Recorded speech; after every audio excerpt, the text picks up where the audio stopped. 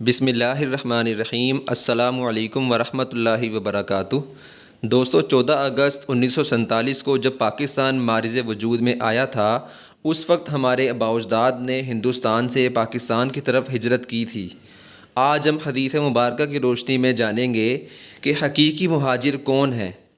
رسول اللہ صلی اللہ علیہ وآلہ وسلم نے ارشاد فرمایا، مسلمان وہ ہے جس کی زبان اور ہاتھ سے تمام مسلمان محفوظ رہیں، اور مہاجر وہ ہے جو اللہ کی طرف سے حرام کی ہوئی چیزوں کو چھوڑ دے۔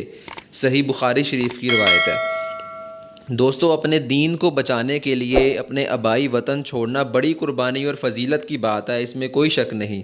رسول اکرم صلی اللہ علیہ وآلہ وسلم بھی مہاجر تھے۔ آپ صلی اللہ علیہ وآلہ وسلم نے مکہ مکرمہ سے مدینہ منورہ کی طرف ہجرت فرمائی تھی، اور سینکڑوں جلیل القدر صحابہ کرام رضوان اللہ علیہم اجمعین بھی مہاجر ہونے کا شرف رکھتے تھے۔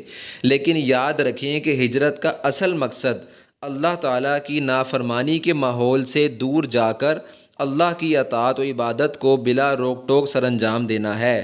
لہٰذا کوئی شخص اگر ہجرت تو کرے مگر گناہ کے کام نہ چھوڑے، فرائض و واجبات ترک کرتا رہے اور فواحش و منکرات کا ارتکاب کرے، تو ایسا شخص حقیقی مہاجر نہیں۔